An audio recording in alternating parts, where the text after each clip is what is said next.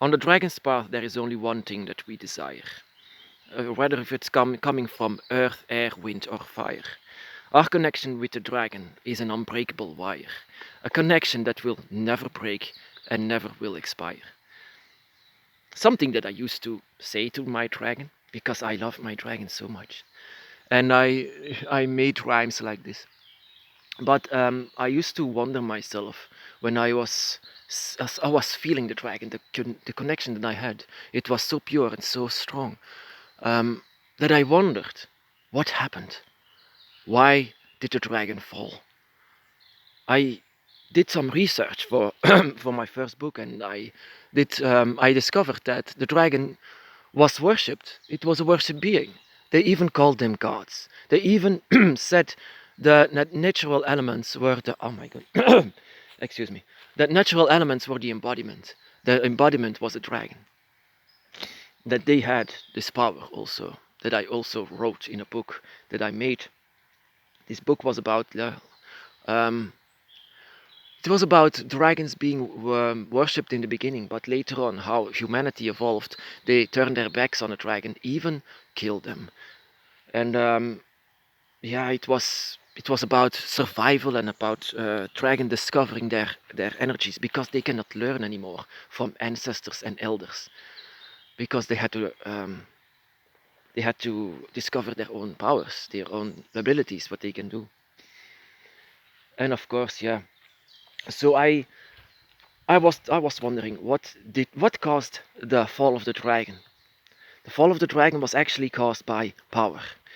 Um, I discovered that a lot of spiritualities like this, where they had gods, where they worshipped them, had to be demonized in order to create a new religion, where they fear these gods and not worship them. Pan from the Greek mythology is a very good example for this. It was a goat-legged figure of male fertility, and he was very worshipped still in Greece back in the day, but they didn't want to have it, so they created um, the worst of the worst with goat legs. So it's pure evil as pure evil. Even the dragon should come back as pure evil. So and of course attachments like we have with our dragon by your sides is something evil. You have to ditch that. You have to force your own mind in order to let the dragon go. The dragon is bad, the dragon is evil. You have to be strong enough to teach the dragon, and that, my brothers and sisters, caused the fall of the dragon. Also, the human nature, also like in my book said, the human nature is to be number one creature. And of course, in this book, it was not humanity but dragons that were the ones with wise things to say, wise things to do, and they were here a lot longer than we. But we didn't want to have it as humans, of course. And yeah, the fall of the dragon is actually also caused. The spirituality is caused by yeah, power and wealth and having oppression over humans, over other humans, so that they have to listen to them, and that is unfortunate, of course. When I felt the dragon for the first time, this energy. Maybe it's because of this wire that is unbreakable. This energy. Finally, the wire finds the other side. And it was purity at its purest form. I cannot say it in words. It is one way. I was just falling down because of his purity. And then I wonder how come that people fear this, that people wants to ditch this, as if people just listen to the dragon some more, then the dragon, yeah, then this world would be a very better place. It has, of course, it still have to have dark and light together. But what this oppression did was pure darkness and pure violence. Now we have to rise again to see the light again from this. That we didn't had guidance from wise beings.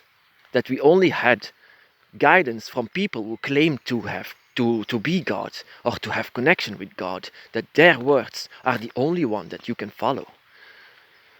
I am also connected with a god. He's called Tiamat, and a bit also Leviathan.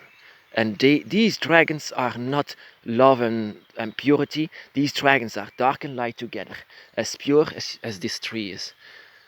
That is also the energy of the dragon gods. But I am not the one who has to say the word of the dragon, because every one of us has a different word to say. Because every dragon is different, and every word is different, every mind is different. I made this book out of my ignorance. I didn't know why people just fear and hated a being that is 100% godlike. Or maybe it is because of this wire, like I said, that I just have no idea how other people with no wire see the dragon. I see everything in this forest as a dragon. Everything has draconic energy. And that is because, in the creation stories, it is the dragons actually. The beginning were the dragons. And their children were the guardians. Of course, people forget this. They seem to forget this because these stories, these creation stories of the dragon were forbidden. If you ever told anyone back in the day that you worship dragons and that you love dragons and that you can feel them, that was forbidden. And that caused the fall of the dragon. And I made a story because of it. And I somewhere, I felt it in the first year even. But I created a story around it. But it was because of my love for the dragon that I made it.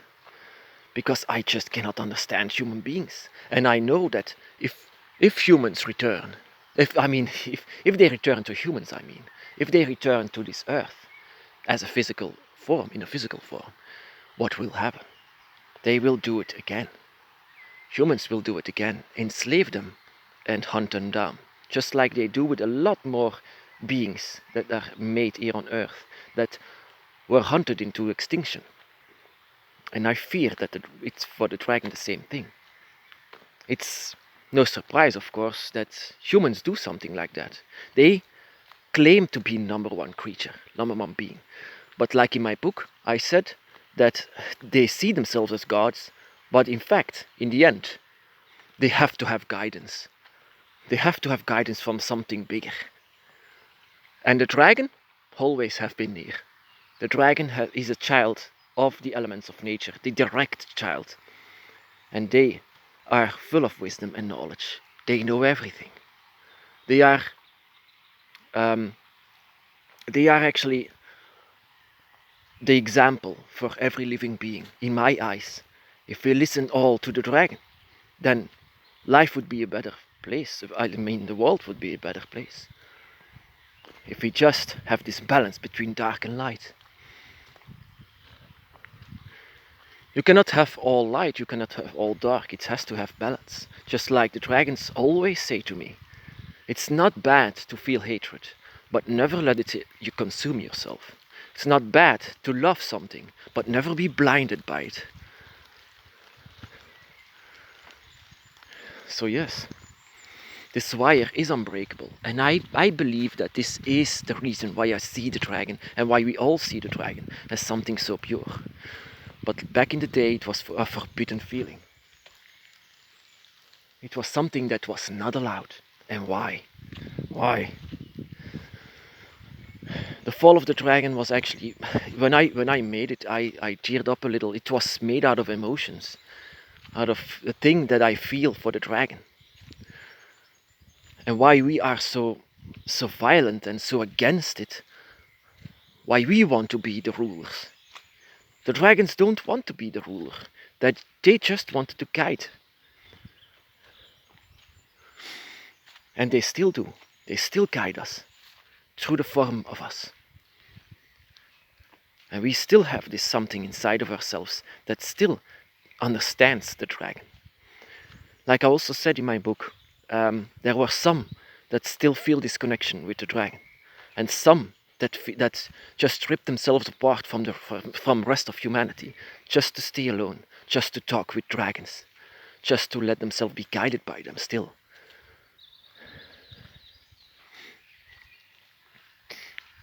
So yeah, sometimes I think back in the day when I was 18 years old, and I saw video games and I saw movies where they destroyed dragons, and I saw some quotes of religious people that were saying it's bad, it's bad, it's bad, it's bad, but it's not.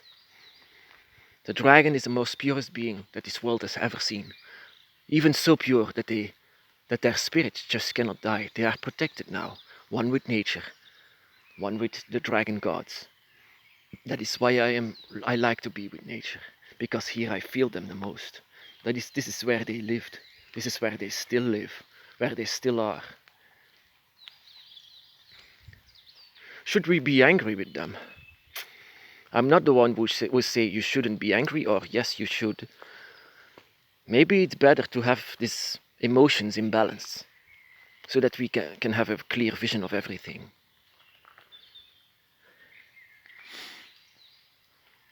So yeah, fall of the dragon. The dragon has not fallen. The dragon has risen now. I've seen this. A lot of people just claim now to know about their dragon, to know about their path, to be proud of their path, to be proud, to be guided and chosen by the dragon. And I am proud of you all to stand up and just follow your path that you are taking. I'm actually very happy that things that I did also caused triggering and awakenings. And yes, that is what I wanted. That is what I promised my dragon. Because of helping you, I helping the dragon. Because these triggers and awakenings, these are the portals where the dragon come through and to be with us once more. This is actually the rise of the dragon. My brothers and sisters, be blessed.